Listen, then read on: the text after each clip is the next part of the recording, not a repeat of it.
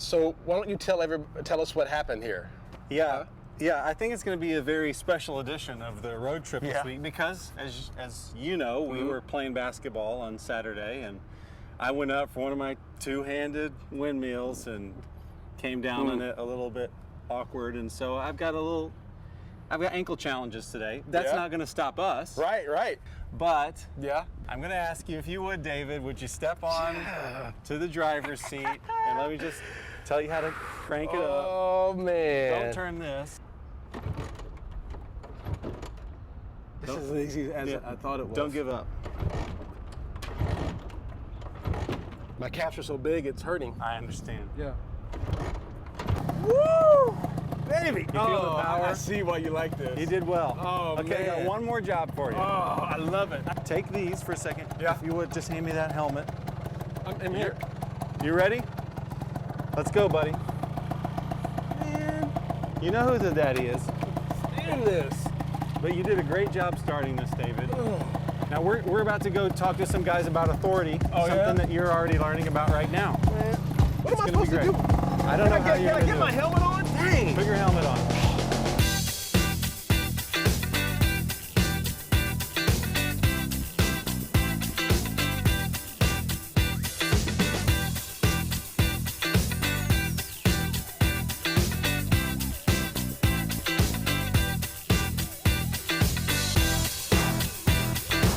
Here they are. Hi, Hey. fellas. How I'm you doing? Steve. I'm David.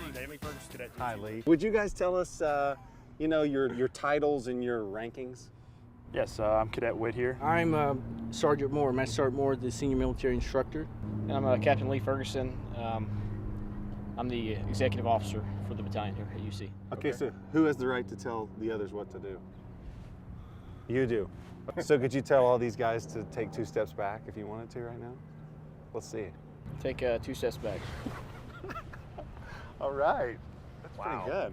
Look at Do you enjoy that as much as I enjoy watching it? No, probably not. Okay. that. I mean, it's great meeting you guys, but what are we doing here today? You're here because you're getting ready to get some high intensity training. Give an example of what we do on campus. Would probably be better served if you did it with us. Oh, well, I am out for sure. I think I can't- just threw up in my mouth.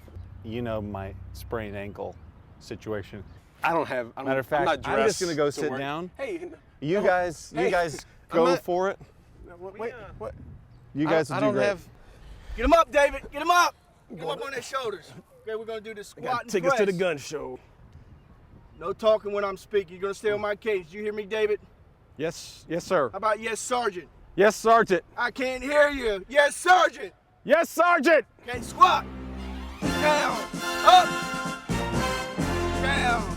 Up. No, sound off. Down. Up.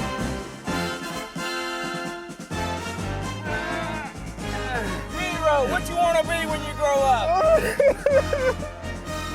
Let's go. Leave up. Get up, David. 3, 2, 1, 2, 3. What are you doing, David? Keep going. Just check, sir. Get with it, David. You keep going, David. You're doing great. You been drinking soup this morning? No, sir. Get with it. Get in case. You got dog poop on your brain? I'm not gonna quit. That is not how I showed you how to I'm do a not gonna push-up. quit. You better not quit. I'm not gonna quit. Go down. Level that back. I got nowhere else to go. Bring it back up. I got nowhere else Bring to it go.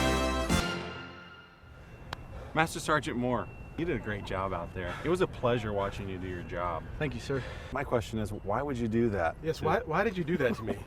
Because I need someone who I can trust, who will be obedient, who can execute the orders that I give. Not only do I need you to be physically fit, I need you to be mentally fit. Those kind of things are established on a training ground. Yes, in the current battlefield conditions, if you can withstand what I give you, you can withstand anything. His voice was the only voice that I remember hearing out of all the guys that were on the field with me. I feel that if I get their confidence, their trust, then there's nothing that we can accomplish. Master Sergeant Moore, thanks for spending time with us and for working his flabby tush out. Thanks a lot. Thank you. I'll feel it tomorrow. Well, What's going through your mind when you're in this position of submission? Sometimes it comes in second nature. Other times I have to remind myself that this person is above me. It's not always easy, especially when you constantly have your own opinion and your own agenda. It's also very rewarding in the fact that I know I always have somebody that I can go to if I need something, if I need an answer to a question, or if I just need some help in any area of my life. It teaches me to be humble, because my pride gets in the way a lot when I think that I know the answers or have the answers, or I just want the quickest answer. Whit, thanks for your time, man. Hey, thank you. Appreciate it. And thanks for working out with I have this a whole guy. new respect for you guys, so thank you you. very much. Have you ever been in a combat situation before? Yeah, definitely. I've been to combat 2 times, both to Iraq.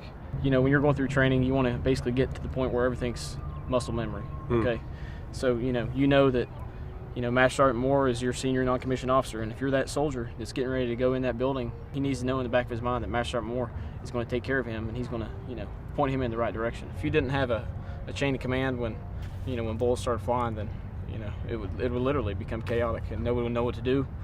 Everything you've practiced would basically go out the window. Was there ever a time in combat when this authority structure and the protection that it provides really played out? When I was a lieutenant, I guess in 2004, I was in downtown Samara, and I had another unit with me. We started taking fire from the enemy from about 4 different positions. Everybody already knew the drill, even though that unit was they're just attached to us. They knew that our element was in charge, and I was that platoon leader that was in charge. And basically when we started taking fire, they got on the radio, and then they asked me, well, what do we need to do? We successfully took care of the situation, and then we went on with our mission.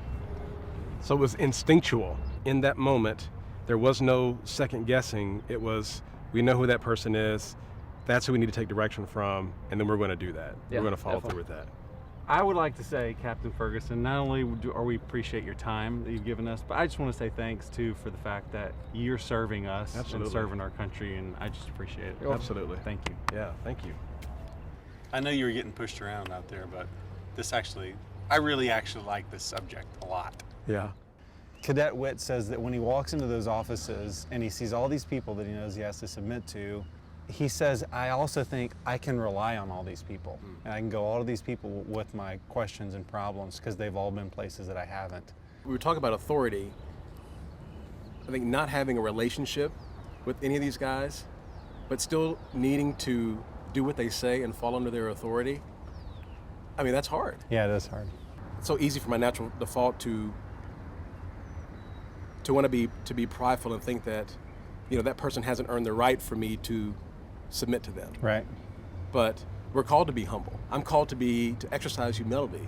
That was just fascinating, that how much identity and security those guys find in the people above them that are telling them what to do.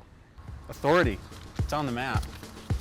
It's actually near one of the 7 hills that we ski on.